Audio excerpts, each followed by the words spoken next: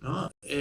Bueno, y ahí es justamente, para los que hayan leído un poco a Ratzinger y Benedicto, él se dedicó a denunciar justamente que ese poder racional que ha triunfado en Occidente, que es podemos decir, el cientificismo, el neopositivismo, no es el de toda la razón, todo el rango de la razón, sino la razón reducida a técnica, ¿no? Tal como denunciar Heidegger y el mismo Ortega y Gasset en la primera mitad del siglo XX, ¿no?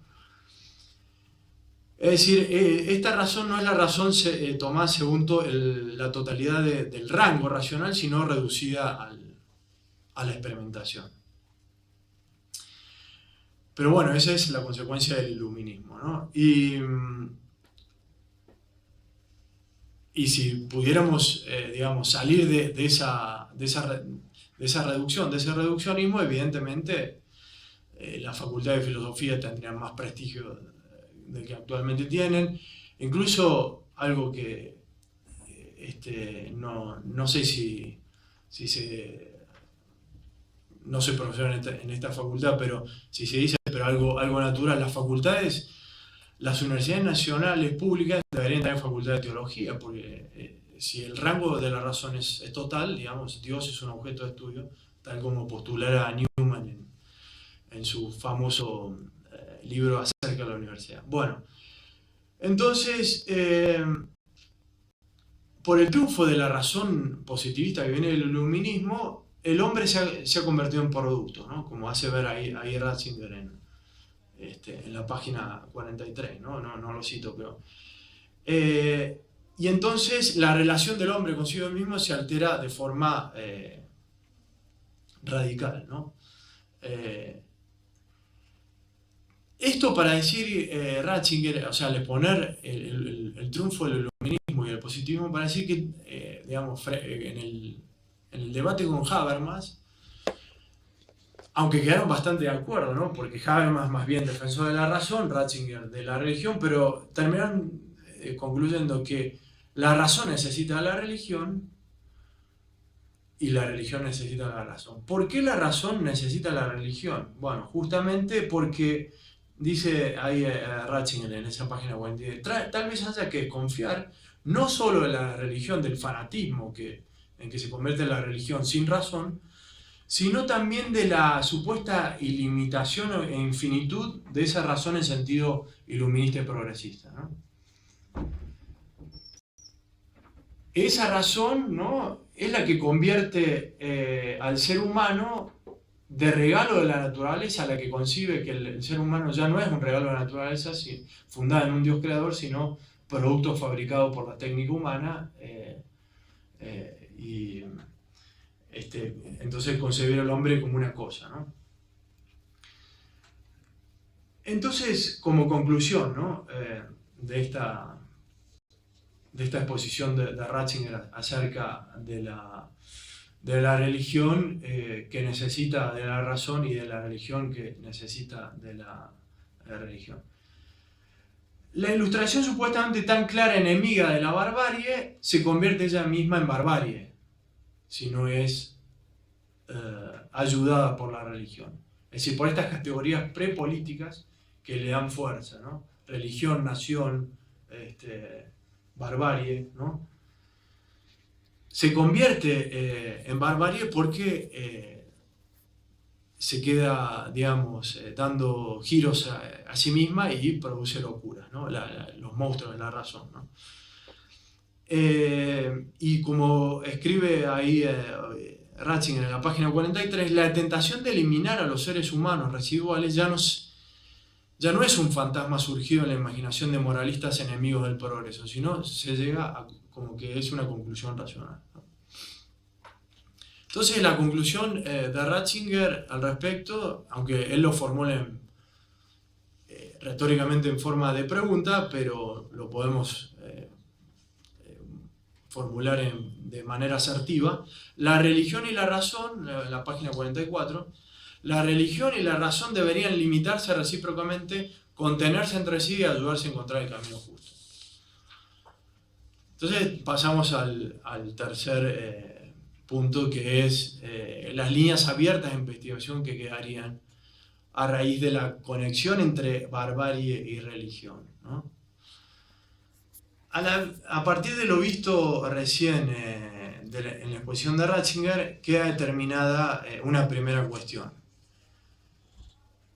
Conforme a Ratzinger, el sentido ilustrado de razón teórica es incompatible con la religión cristiana, ¿no? Eso es lo que está diciendo tácitamente Ratzinger, ¿no? Un sentido ilustrado neopositivista de la razón no casa bien con una concepción cristiana de la religión, ¿no?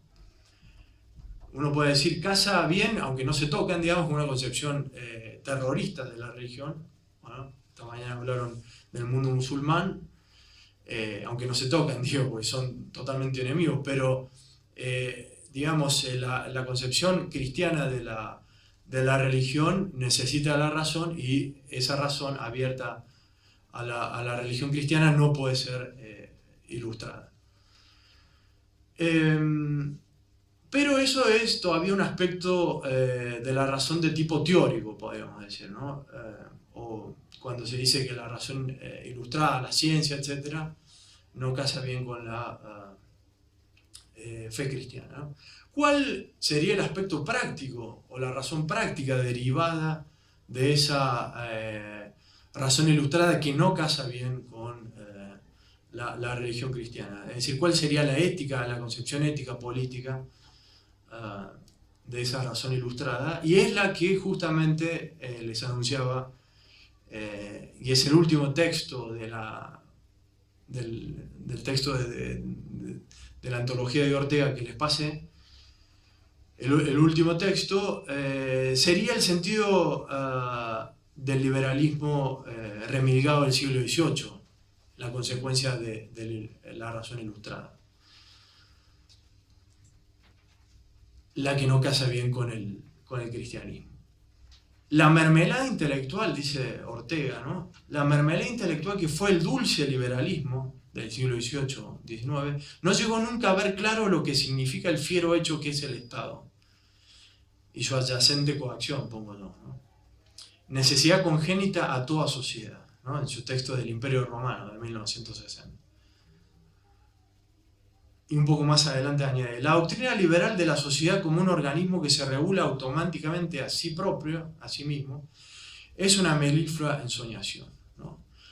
Entonces lo que está diciendo Ortega es que una concepción liberal radical del Estado no casa bien con, bueno, digamos, es una consecuencia de la razón ilustrada, no casa bien con la barbarie, digamos, ¿no? Diría Ortega. Y a partir de lo que yo dije de Ratzinger, se puede sacar una conclusión de que no casa bien con la religión cristiana, que es una consecuencia de la ilustración. Bueno, ¿en qué consiste esa concepción liberal del Estado, etcétera? Bueno, sería un tema aparte, ¿no? Pero básicamente lo que está diciendo Ortega es que los liberales que quieren desentenderse del Estado, de la coacción estatal, ¿no?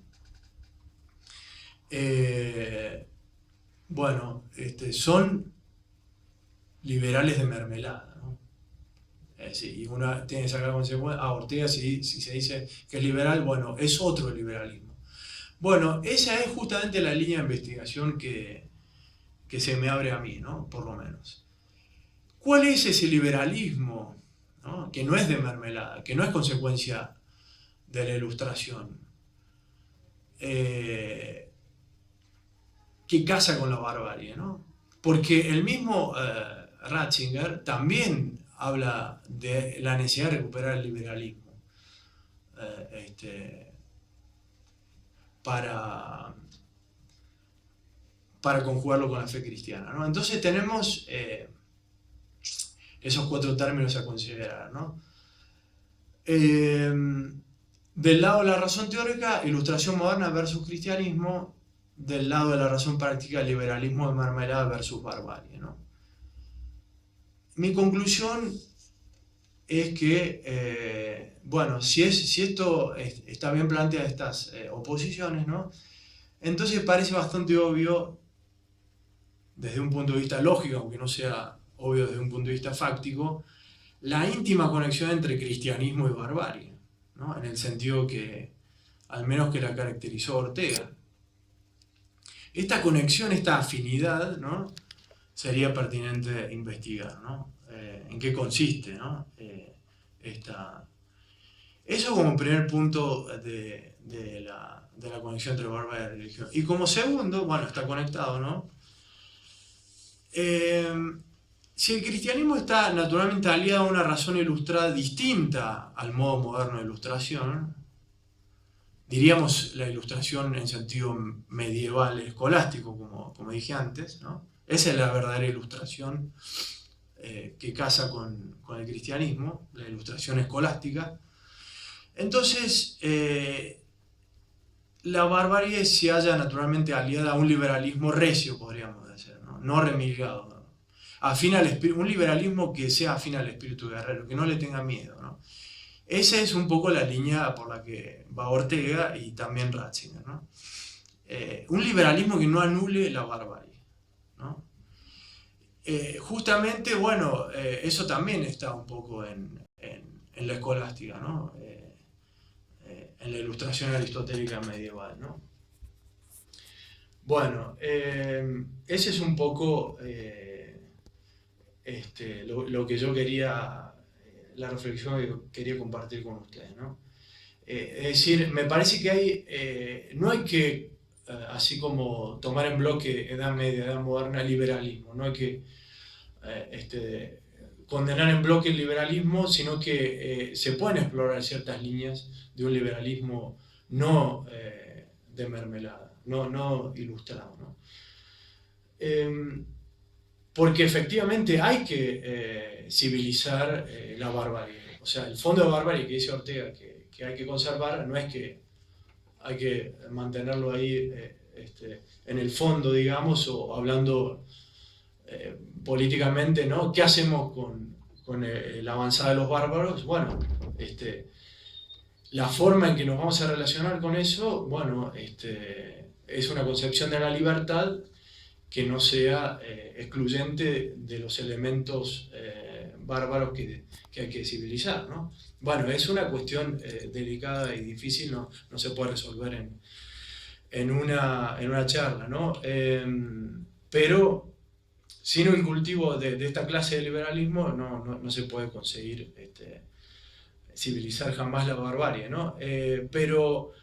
Y con esto termino, fíjense que el cristianismo, o sea, desde el punto de vista de la religión, el cristianismo siempre fue aliado a la barbarie y necesita a la barbarie, ¿no? Así ocurrió en todas las épocas en las que realmente fue vigoroso y reinó. En cambio, basado en una cultura remilgada y afectada, no triunfa. Bueno, eso sería.